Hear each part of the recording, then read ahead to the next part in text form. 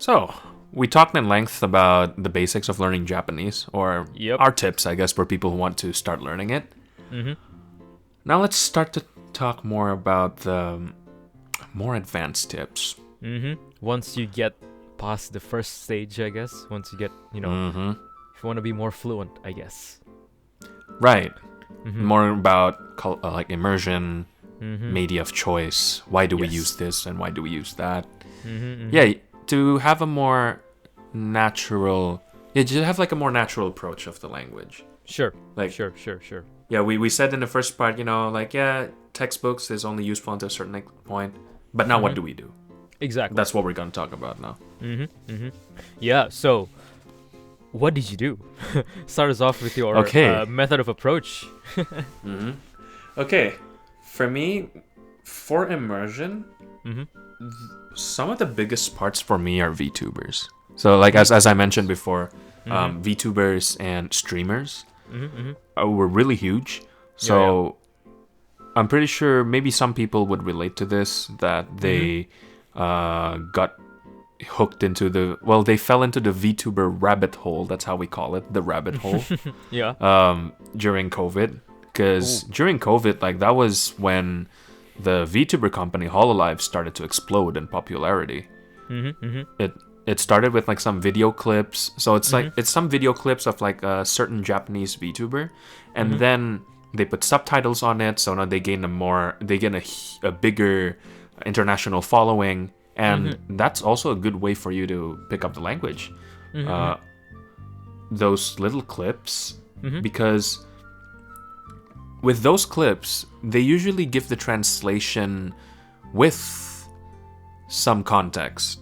So the translation is not done in vacuum. It's not just like a one-to-one translation, like an auto translation. But they did work. They put some work into it to try to explain. Okay, this funny moment here. What exactly makes it funny? How did she say this? How does it translate to English? Interesting. And yeah, so one of those clips. That's how I got started, and that's how I start picking up more colloquial Japanese. Really, Okay. VTubers and streams. Yeah. I see. So, yeah, because I personally don't really watch a lot of live streams. Like, I would say maybe sometimes, really rarely. Okay. I would, hop on a live stream and give them a watch. But I definitely agree with you. Like, them live streams really will help you understand the colloquial sort of aspect of the language and how they are spoken on a daily basis. Especially when they are interacting with the chat. It's not because for me, I don't really pay attention to a lot of live stream. But I think the highlights, obviously trying to understand like the jokes and stuff is very important. But I think another important aspect is when they're chatting with the chat, and you can see what the chat is writing. Then they're reading out loud and seeing it how it's like interacting with a real person. So I think seeing that aspect and listening to that aspect can be very important as well. Oh yeah, Did you find bantering. that important? Yeah, the bantering. Did you find the bantering helpful when you were using VTubers or live streams? For me, what helped more was when... So sometimes it's when they collabed with another streamer. Because now that's a more direct conversation, right? Sure. So it's usually those moments, and but sometimes even just funny moments also works. Like, I mean, it's funny, it's gonna stick eventually, and like some words just stick. Like, Okay. for me, like, it's really random, like for me, like, it's really, really random. Some words, so for example, okay, this is like an example. I watched the debut of like one of the Hololive VTubers, and in that debut, so debut is like, like the first stream that they have explaining like who they are, their hobbies, their personal information, things like that. So people can see what their personality is like and, judge, okay, I think I'm going to like this person. I'm going to follow more of their activities, something like that. Sure. So during like so it was actually, her name is Shishiro Botan. So, well, just a side note, she's also playing Wilds right now. So there you go. But so during her live stream, her debut stream, she used the word "buchake" a lot, and that just stuck with me. Like I didn't know what it means, but it just okay, so that's how you use it, and then eventually it just stuck with me. Like okay, that word just stuck. So it's really random. It's not even like in a highlight moment or anything. It's just she just said buchake, and it's like okay, and it just stuck. So it's those small moments like that, like they're. So it can be from anything really. So sure. But like you said, yeah, interaction with chat is definitely one thing. And then collabs, and then funny clips, funny moments. Some words will stick, and there's like so if you found like a VTuber that you like, especially like if they're pretty big ones and pretty big Japanese ones, there are some pretty high effort clipping channels that not only do they give subtitles, but they also give like the words. Like so like let's say like they're talking about, the VTuber's talking about something, and then suddenly like a pretty difficult word comes up. There's like this one channel that does that, and then they give an explanation of what the word is. So what does this mean? How do you use it? It's really good. Yeah. This channel is really good. Unfortunately, I don't remember. But I remember that particular one because it's really high effort. And it really highlights like how different colloquial Japanese is compared to textbook Japanese. Ah, I see. Okay. Interesting. Very, very interesting. Yeah. So just clips. Starting from clips, you see any funny clips of them, start watching. And then probably, usually for streams, like I honestly kind of agree with you. I just sort of put them on the background or when I'm doing something else. Yeah. And then, like I probably pay attention when certain things happen, but most of the time, not really. Right. Sorry, it's not just sorry. There for, yeah. It's just there for background, noise. Essentially. Yeah. Exactly. Interesting. So, interesting.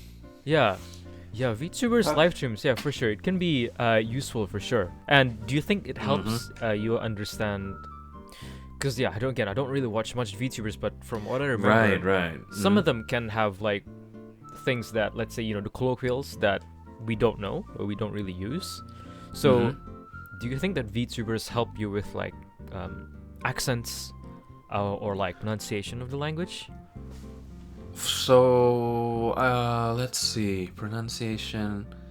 Or was it more just strictly, colloquial and understanding what basic and natural Japanese sounds like? Yeah, I think it's more vocabulary. So like more slang, understanding more slang, like to have a more, so dipping my fingers and dipping my toes into what Japanese is actually like as a language. Sure. It's more that. So more exposure to like the quote unquote real Japanese.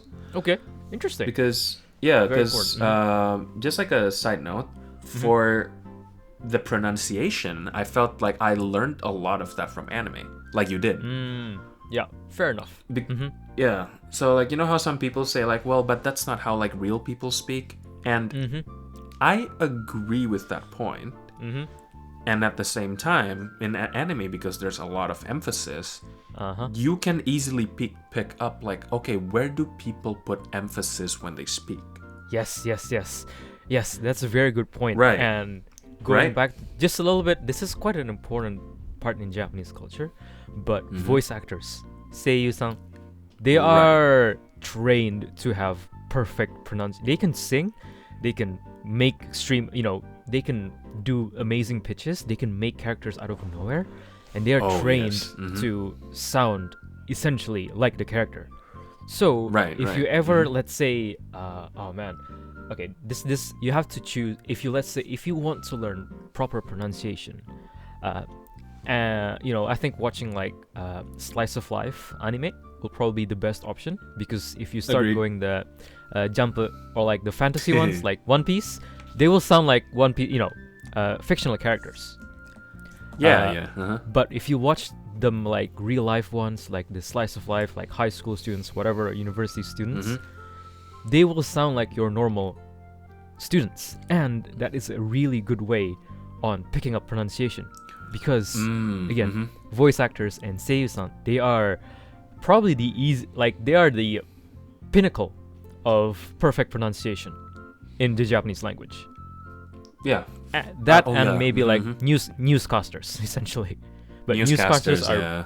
boring as hell. So Yeah. anime is probably the better option if you want more interesting stuff. So yeah, anime, especially like voice actors, don't sleep on them. They can really be a great tool to help you understand accents, pronunciation of the Japanese language. Yeah, don't knock them out simply because they speak weird. Because Yeah, that's how you learn. Like that's how you. Yeah, you made a good point about them probably speaking more deliberately compared to like daily conversation. Because in daily conversation, like even with VTubers, like sometimes it can be a bit hard to pick up what they're talking about because well, it's conversation. Like well, conversations like in any language can be a bit difficult to pick up, especially if you're not a native speaker. Right. So yeah, I agree with that. For sure. Yeah, and I guess speaking about anime, I think we both use, anime to learn, to improve our Japanese.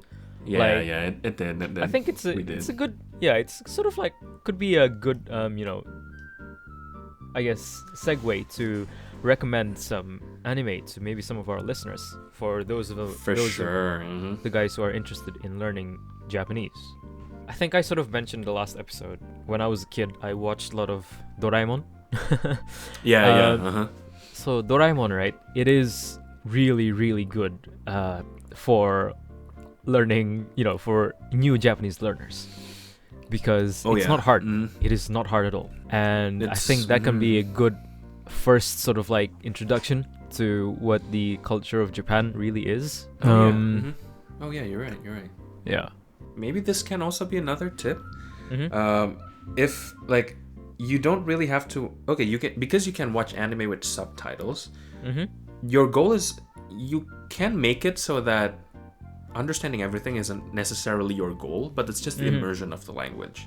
How do they speak? That's it. Just trying to pick up their mannerisms. How do they speak? And maybe if certain words stick out to you, like let's say you're watching. So for me, like growing up, I watched a lot of Full Metal Alchemist. I think that was what. I think that Hagane no Kinjutsushi. So I think that is what like spurred me to pick up more like a Japanese pronunciation. Right. And that thing, I mean, like vocabulary wise, like there's some pretty complicated stuff there. Oh, it's not an easy anime to understand. Right, it's not an easy anime, like there's like a lot of politics, military involved. Military is also involved, and there's like some magic system and all that stuff. So it's not an easy anime to pick up. Like I wouldn't recommend that if you want to try to understand as a beginner. Then not really. But at the same time, I would make this a point to say that you can watch almost anything with English subtitles, and that's okay. Like you'll eventually like learn to pick up a thing or two. Maybe like it won't be as fast, perhaps, but at least like you get exposure to the language, and now you can sort of see how people you can sort of see like how people speak, or like the pronunciation, the emphasis, the intonation. Understanding that. So like I would recommend I would recommend like the generic Shonen Jump anime. Any Shonen Jump anime is pretty good. It's a good starting point. But for sure. Then again, like if you want something that's easily understandable, then Doraemon, some other child-friendly anime. If you find any recommendations anywhere, which unfortunately I don't really have. So there's that. But yeah, for sure. Yeah, I think you mentioned a great point. I think Jump Shonen Jump, it's a very good, a nice stepping stone into like the more, I guess, complicated. The story, it's like the story isn't. Some of it can be really complicated, but I think it's just accessible as well. Some of the words can be a little bit too fantastical. But again, you have the option of going back to, slice of life if you want a bit more realistic one. Yeah, slice of life is a big one. I'd recommend one of my favorite ones is Horimiya. I was thinking of the same thing. That's a fun one. That's a really fun one. It's it just makes you feel good. It's a feel good anime, so It's a feel good. It's really touching. I would recommend that for sure. Yeah, it's not hard. They don't again. They are students, so Exactly. it's High very school easy to students. understand. Yeah, easy to understand. Mhm. It sounds real, Right. so for sure, Horimiya. And then if you really want to like get into the main part, sort of like the nitty gritty, the comedy or like the banter of Japanese language, you can start looking up into comedy series, right? Mm-hmm. But then again, that can be quite difficult. I think one of the Yeah. popular Oh, ones is Psychic Soul. Oh yeah, it's Uh, like so. Yeah, it's a good one. It's it's that one is not easy to understand because they speak really fast, Okay. and the banter Okay, is okay. it's a little bit again, if you don't understand Japanese banter, it's gonna go over your head. But if you want to Yeah, understand it, that is a good one to watch for sure. Yeah, like you bring up Psychic Soul is actually a pretty good point about like humor. Mhm. I feel so some of my experience that I have is like with the game Persona 5. Ooh, great game. So with it's a good game. It's a really great game. It's gonna take like around 100 hours to finish though, so there's True. but yeah, it's a long game. It's a long ass game. But okay, but like I think okay, so there's a lot of Japanese humor involved in that, right? Like True. Yep. in the game, and from what I see, like the discussion in Reddit, in the Reddit pages of Persona 5, is that with the English audiences, there would be some people who complain about certain jokes and saying like, dude, like this is not funny. Why would people find this funny? Right? As in like the English translation or the Japanese one? They just think it's tasteless. So like the okay. joke in general, they think it's tasteless. Like it's not a language barrier thing. It's more like they can't really understand. Oh, why is this funny? Like we don't fair get enough. it. Sure, and sure, I'm not, sure. Yeah, and I'm not really gonna say anything because spoilers. Because Okay. it's a very story-driven game, so spoilers. Yeah, But- don't spoil it. right. But like that's a really interesting point because like if you have seen like a lot of Japanese comedy, like you can sort of understand where they're coming from, why it's funny. And at the same time, you can understand because as an English speaker, you can see like how it's so different compared to English humor. Sure. So there's that, There's also like for example, Japanese game shows. Some people would say like oh, game shows like why is this entertaining? Like I don't get it. Oh my God! Yes, I mean, like, yes. Right, right. Like, I'm pretty sure a lot of people would agree. Yeah. Like, I mean, like, I'm gonna be very biased here, but like, I just don't watch. I don't watch like game shows. Like, I don't know I can't really understand what's interesting about it. Fair enough. But yeah. some people do. And Yeah. if you sort of want to understand like why they think it's funny, like maybe you can start watching it and see. But For sure. Hey, for me, it's not my cup of tea. Right. And that's that. Yeah. Yeah. Very good point. Yeah, comedy. It's very subjective, but if you're trying to delve deeper into the language itself, I think understanding comedy, even in both in English and Japanese and whichever language you want to approach, can be a good idea because it speaks a lot about how the culture of the people, right? Yeah. Speaks a lot about that. For sure. And especially like this is like from the perspective of like someone who grew up speaking English. Is I think like the humor is just different. It's that different because of the culture. Like, and I think some people would say like it's they don't understand sarcasm, or like they don't really have that concept, Sure. or it's just not really that baked into the language, from what I recall. Right. But because for example, like this is because like another example is like I found recently that French humor is very or at least the internet French humor is quite similar with the English one. So the memes and stuff like that, it works pretty well. There's actually a lot of like similarities. Right. But with Japanese, like, well, there are some, I guess, recently, but like it's very different. So Right. yeah, this can be like Japanese exclusive thing. I'm not really sure, but that's my opinion on it. For sure. Yeah. So yeah, approach comedy with I guess an open mind is Oh yeah, tip from us. It can be Agreed, interesting for agreed. you guys, but again, if you want a think it can be a good, what do you call it? Just a nice another point of view on approaching languages, right? For sure, for sure. Cool. Yeah, I guess speaking about, you spoke about culture and people. So Right. I think what sort of we touched upon is a lot of it is focusing a lot on the sort of the media part. And in essence, I guess when we're consuming media, I guess we are mostly passive. We're not really actively interacting, right? Yeah, that's right. So when you were in Japan, in your sort of learning journey, like were you sort of like actively going out to use the Japanese that you learned to meet people, or were you more of the, just sort of, I guess, a passive, what do you call it? Not a passive learner, but using medias to Right, your advantage. For me, I didn't really go out of my way to like make Japanese friends.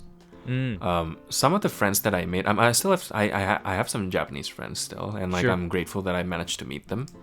But I didn't really meet them because I was going out of my way to like, I want to make Japanese friends. I just happened to meet them, like with my part-time work or with I don't know, like friend of a friend who happens to be like, who happens to also like manga and anime. So that's feel pretty lucky to have met them. Okay. So it's mostly from talking with them and if I had a Japanese girlfriend. So that is, like how people talk about like having a significant other is like a huge way, like it's a really huge way to develop your language skills. Sure. For me personally, I think that it's true. Like it really helped me because like she couldn't speak English that well, so like we spoke using Japanese a lot. So you were forced to basically use it. Well, in a way, yeah. In a way, yeah, like, I guess. Right, yeah. Before that, like I didn't really have to go out of my way to do it, but because I wanted to get to know her better, then I started to put that muscle to work. Gotcha. Yeah. Good analogy, yeah.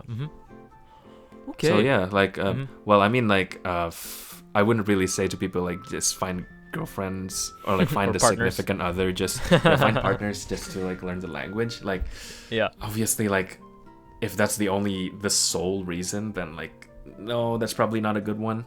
Sure. But I would definitely say that having your significant other will definitely develop your language skills a lot.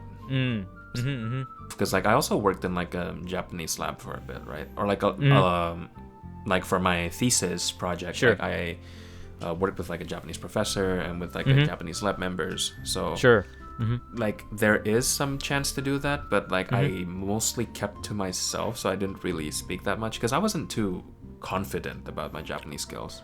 Okay. And yeah, and it wasn't until like when I spoke with someone, like with friends or like with my girlfriend, my then girlfriend, it forced me, or like it made me get out of my comfort zone and and it actually helped me build my confidence as well, because it showed me that turns out I do have the speaking skills. It's actually there. It's just that I haven't really tapped into it yet. I see. Interesting. So yeah. Interesting. So yeah, anyway, what were we talking? Oh, right, friends, yeah. So like Japanese friends. Right, I was like, okay, when yeah, but anyway, yeah. So friends and having girlfriends or boyfriends, that can also work as well. Yeah, that's the point I was trying to make. Yeah. And for sure. Maybe clubs. I think like you know, like if you join like Japanese clubs, Yep. Well, not the clubbing type of club, but the bukatsu, you know, Sure, like some yeah, not activities. clubbing, yeah, like right, exactly, extracurricular activities. Extracurricular, That's the one. extracurricular activities, yeah. Yeah. So joining like Japanese clubs can also help with that. Yeah, for sure. So yeah, there are like many ways to do it. Yeah, for sure. Yeah, you know, going out, meeting people and talking, getting outside of your bubble is very important. But I think some people can feel like, you know, they're not confident in their skills and they're afraid to make mistakes. And I think, you know, I think it was true for you as well, wasn't it? It was very true for me, for sure. Yeah. Yeah, it's quite interesting. It's obviously up to your mindset and how you wanted to approach it. But personally for me, I wasn't afraid Yeah. of what do you call it, making mistakes. Okay. I was really sort of I'm not gonna say I was abrasive, but I was very like, if I make a mistake, I don't care. You please correct me. Yeah, when I sort of went out to meet people, especially when I came to Japan, I was completely fine with like being bad or like not understanding anything. And okay. it's like I wouldn't pretend that I don't understand. I would ask them in a different way. Because when so for me, when you ask in a different way, let's say they say a word that I don't understand, then you can just say, hey, what does that mean? Like, can you say it in a different way? Okay. Then they would actually explain it in a different way, and that's then for me that was like a way to connect to the word that I don't know. Okay, it's right. It's a good way to engage with the unknown, or like what you don't know. Yeah. So yeah, for me, I wasn't scared, even with English as well when I first learning it with Japanese, and now with Italian as well. I don't care if I make a mistake. I don't give. Making a mistake for me is making a mistake for me is completely fine. Yeah. So not even making a mistake, making mistakes for me is completely fine. Right. For me, that's my mindset approaching like learning language and stuff like that. Like, if I could give any tips, being bad is okay. It's completely fine. Right. And so, even though like my experience was not being too confident, like I would agree with that. And that, I don't know, like I guess I also want to ask you, I want to ask you, well, how does it look like usually? Like when let's say you have something you don't know, you just ask it and then someone would explain it to you? Like, is it usually like in a group setting and then like you would ask something? Yeah, so let's say, when I first came to here, and I was on my own, let's say, I think I went to like the receptionist desk and I was like, I didn't know a lot of things. Like, for example, I didn't know I had to like take off my shoes. Because it was the inside, so like before you entered you had to take off your shoes and stuff like that. And right they told me, there's a sign there that says take off your shoes, and I was like, so this is what the sign reads and stuff like that. I see. Things like this where like it's like making mistakes by accident. For me it was like this was a proper time to learn the language, Okay. So yeah, even in a setting with a group of people that I don't understand or I don't know, like strangers, like receptionists. For me, I would just ask them, like, can you say it in a different way, something like that. What does that mean? Okay. That's, I don't know. It sounds. I know, like, it's really useful, and, like, it's, like, I would recommend people to do it, but for some reason right now, it feels very revolutionary to me to hear that. And I don't know why. It's just like, wow, okay. I was like, oh, wow, you can do that? It's like, it feels weird. Yeah, I don't know. Because, I don't mind being seen as an idiot. I don't care. I don't care if I look like an idiot. I probably will look like an idiot, but I guess I just don't care. Yeah, that's a good trait. Like, that's a really good trait to have in general. Yeah, I really agree with that. Yeah, even let's say, I make, the shoes thing, I make mistakes. Like, people look at me, I'm like, oh, well, that's, I'm not embarrassed. Well, I made a mistake. Everyone makes mistakes, right? Like, not everyone's not perfect. So, for me, that approach of, like, just making mistakes to learn from my mistakes is the most important part.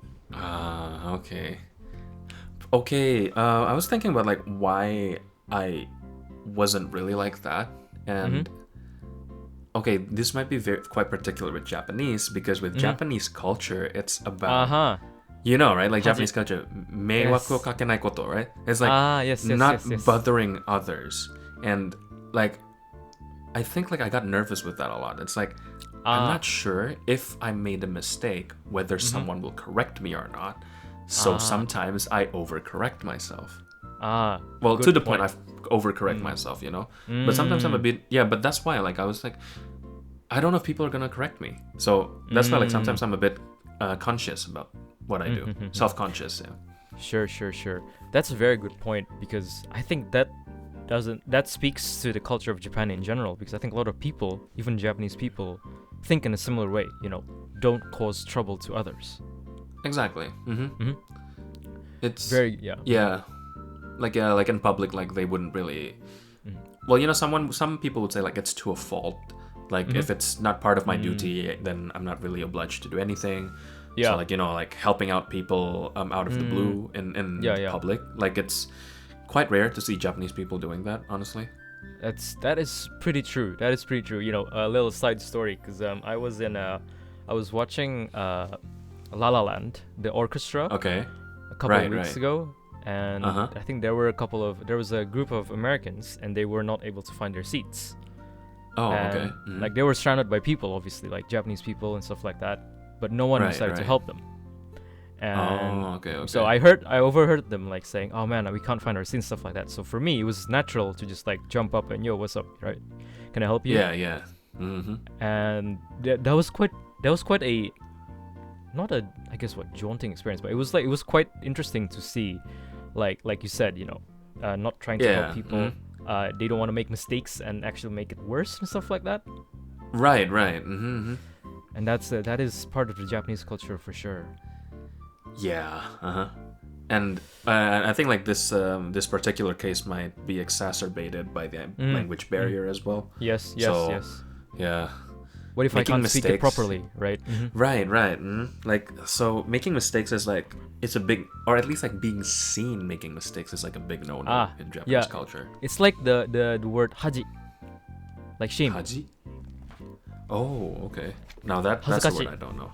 Haji? The word for shame. Okay. Or dishonor. Hazukashi. Haji. Oh, okay. So interesting. Yeah, I think you don't want to be seen making mistakes. Right. Which is a very important part. But for me, making mistakes is how I learn. So I don't care if I make mistakes. Yeah. It's always been like that for me. Yeah. If I make mistakes, sorry man, my bad. I made a mistake.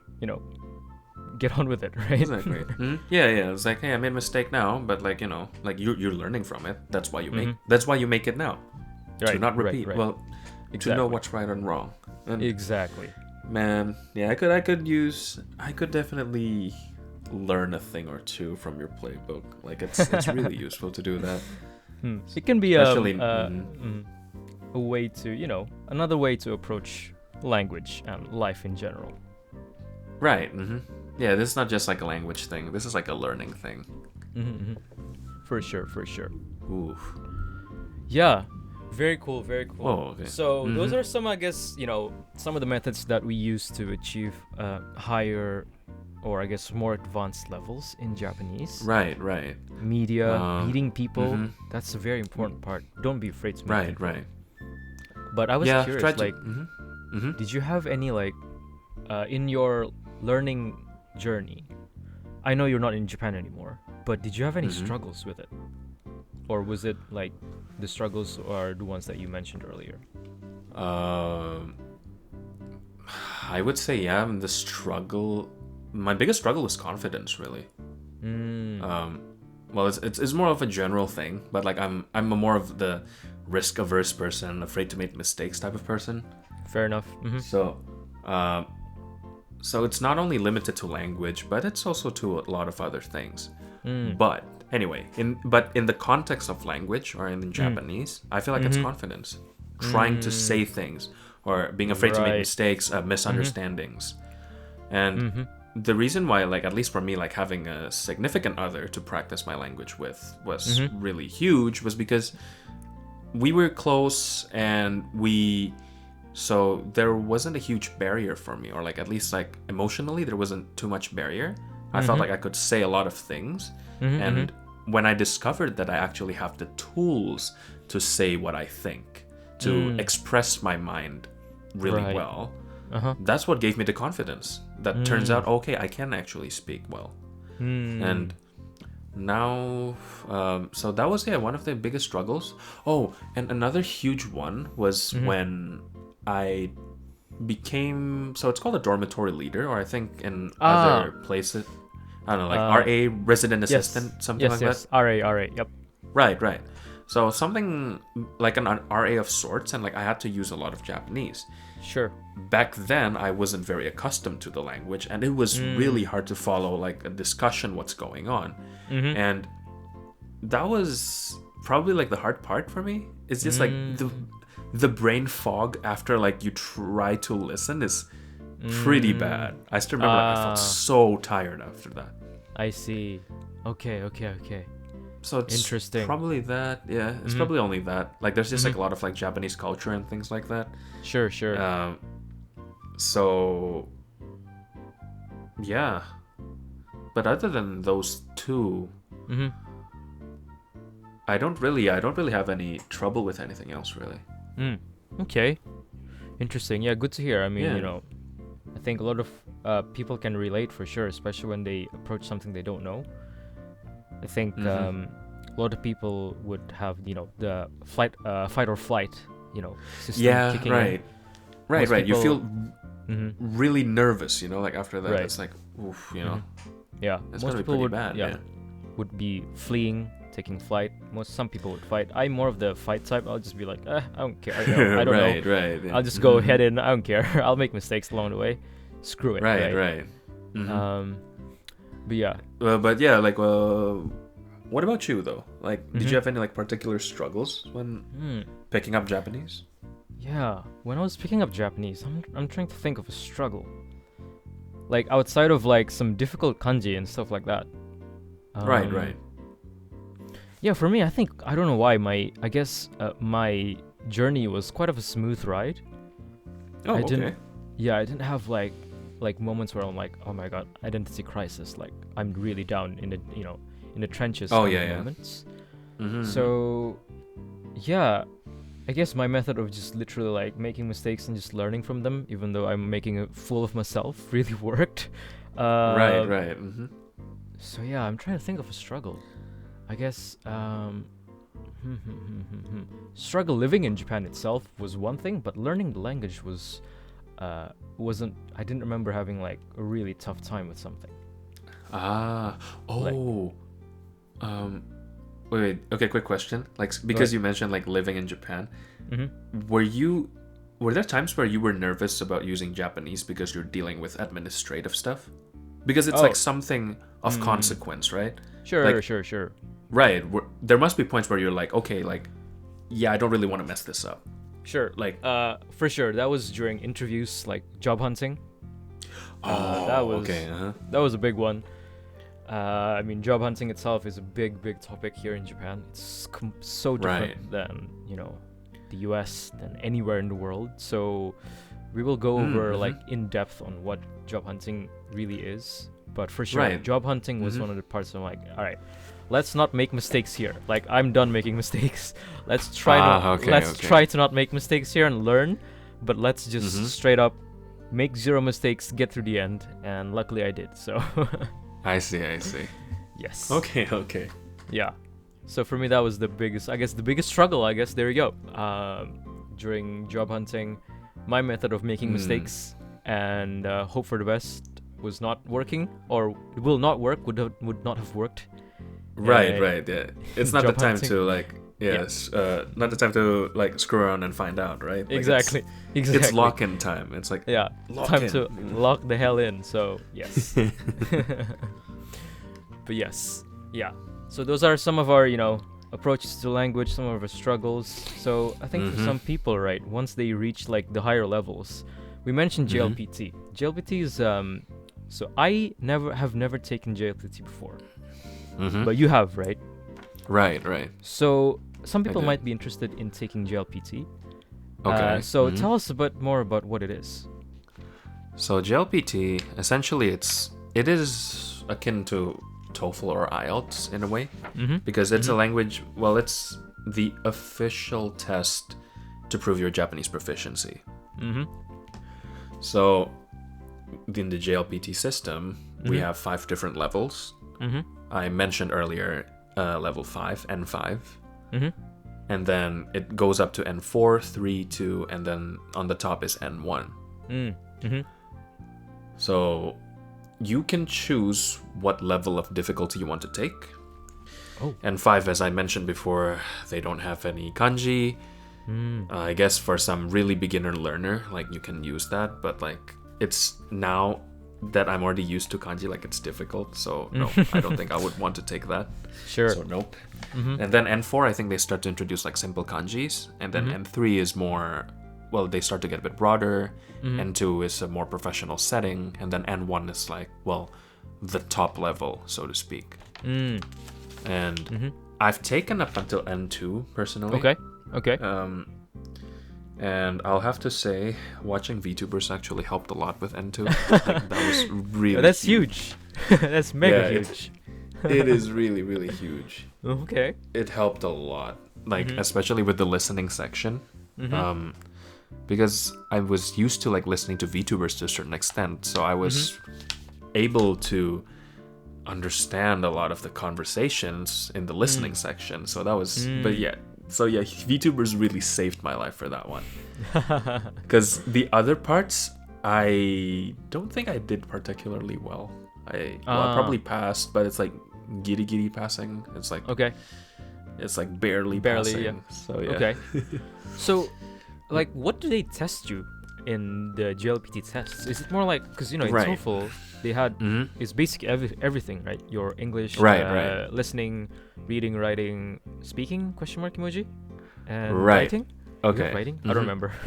Okay. Yeah, I think. Wait, TOEFL. Well, in TOEFL, then yeah, we have all those. Okay. Well, okay. all those like competencies, right? Okay. Here's the thing about JLPT and why some people think it's not really necessary, or like it doesn't really reflect your Japanese proficiency, because in the JLPT they only have listening, reading comprehension, kanji, and grammar. That's it. Okay. Really? No speaking. Interesting. And that's the reason. Yeah, that's the reason why a lot of people. Or at least some people would think that, like, yeah, I don't really want to take JLPT because, like, that doesn't really reflect my Japanese capabilities. Which is a fair point, you know. Interesting. Like, I think like some people would have the perspective or the view that like understanding language is more about like speaking it, right? Like speaking is like probably like the biggest part of it, right? And I agree to a certain extent. Like speaking is like the biggest part of the language, and it's missing in this exam, which is why like some people would question its validity as a marker of proficiency. Right. Interesting. Yeah, because I've heard about these things as well. Because personally, I've never taken JLPT. Never had the need to. Even when I was doing job hunting, they didn't ask me. Okay. But I've heard, I have had friends, or I have not had, I have friends who do own like N1, but they are, let's say, you would expect someone who holds an N1 certificate to be able to speak Japanese, right? Exactly. But it's some of the cases it's the complete opposite. There are some who are like meccha umai, like literally they're really good and they have N1. But there's some people who have N1 or N2 or whatever, and they can't speak at all. So I think in that sense, I agree that it can be, it doesn't really, verify your skills as a Japanese speaker or Japanese, a Japanese learner, sure, but not a Japanese speaker. Yeah, not a speaker. Definitely not a speaker. So, no, yeah, you're right. Like, it's only speaking. Like, in other parts of the language, like, yeah, sure, they're good. Like, they might be really, really good. Right. And, I'm not sure here, but I remember that even in, like, some of the N1 kanji, I think if you ever have, like, a Japanese dictionary, if you look up a kanji, then they will categorize it for you. Like, N1, N2, N3, or whatever.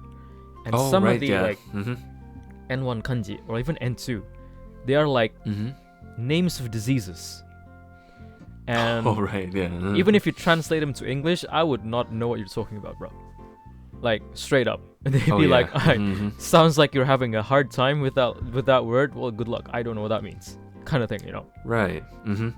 So, I have heard of stories where people just find N1 words to be really useless in real life.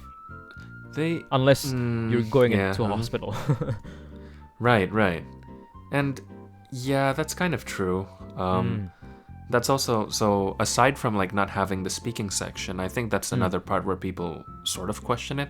But that part is a bit more debatable, because if you are expected to have like a high competence of a certain language, then you're expected to have, well, a pretty wide vocabulary range, right? Fair. Or at least very like knowing how to navigate through like some difficult texts. Yes, very, very good point. So like that part is a little bit more valid. Like I think like it's fine to have that, even if like you're gonna have like some really archaic kanji that like you're not gonna know. Yeah. Well, that part is sort of like a hit or miss. I do agree with that. But you know, like at least with that, like at least like by learning all those words, like they can expect you to have at least a comprehension of a huge array of things that you can comprehend, or a huge array of texts that you can comprehend. Very good point. Yep, for sure. Yeah. So let's say if you ever take the JLPT, right? Like, what do you use it for, like getting to a university? Like when you were applying for your masters, did you need JLPT or did I? Like even when you were applying to your uni undergrad, did you need JLPT or no? Well, undergrad, because it was like a program in English. Sure. I didn't need it. For grad school, because it was an international program, but it was optional. It was optional. Okay. Yeah, it was optional. You can include it if you want. If not, that's okay too. Or I think it was like either or. Like if you have JLPT, then you can include that. Or if you have TOEFL, then you can include that instead, I think. Oh, okay. Yeah, I think it was like that. Okay. But okay. Now I know. Like right. JLPT is pretty useful when you want to sign up for scholarships. Ah, there you go. I didn't know that. So scholarships, and then like if you want to apply to for certain jobs for foreigners.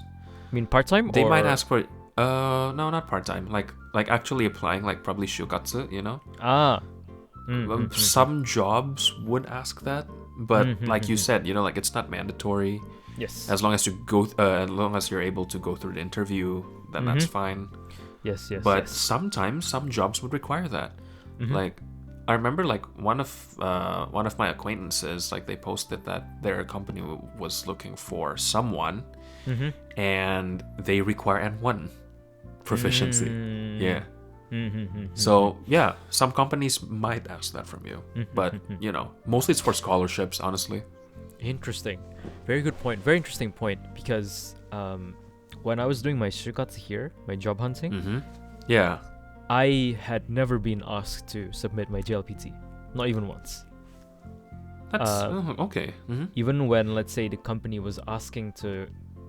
So in my experience, so I did the shinsotsu, which is your fresh graduate hiring or recruitment process. Right. So in my experience, there were some companies who were like, you can include your certificates for for it, but it's not mandatory. It's optional. Okay. And I think the JLPT does fall into that category. JLPT, TOEFL, whatever. But for me personally, I have never. Last time I took TOEFL was, man, oh my god, what, almost 9 years ago? A long time ago. Damn. Okay. So that test is no longer valid. Okay. And I've never taken JLPT. So I've never submitted those certificates before. And I didn't have a hard time. I didn't have a hard time doing my shikatsu. And I was able to find a good company at the end. So it's not, to answer, just to make it brief, you don't need JLPT. Unless it's for scholarship, like you said. Yeah. You don't really need it. So yeah, if you're deciding on whether you want to take it or not, then I think like some people would also take it as a measuring stick, like a personal measuring stick. Fair enough. So Yeah. yeah, so it really depends. Mm-hmm. But like if you think, I think like the conclusion from both our experiences is that if you want for professional needs or anything like that, no, I don't think it's necessary. For sure. It's it doesn't reflect your skills as a speaker and your understanding of the language. Yeah. It does reflect your understanding of the language, but Yeah, definitely reading not and as a writing, speaker. sure. Yeah, not But as a speaker though. All right, guys. So in part 1 and part 2, we spoke in length about how to approach Japanese, as a language, the difficulties that come with it, all the bells and whistles that come with it, how to be more proficient, and all these good stuff. And I hope that you find it interesting. And so, Ray, I was just curious. I think when we were sort of like talking about our English learning journey, it was quite similar in some ways. Yeah. But I feel like now in the Japanese journey, it's quite different. Yeah. Like, did you find any particular sort of takeaways or interesting points from our stories? So, well, I guess one part that I could learn from you is like to just be unafraid to make more mistakes.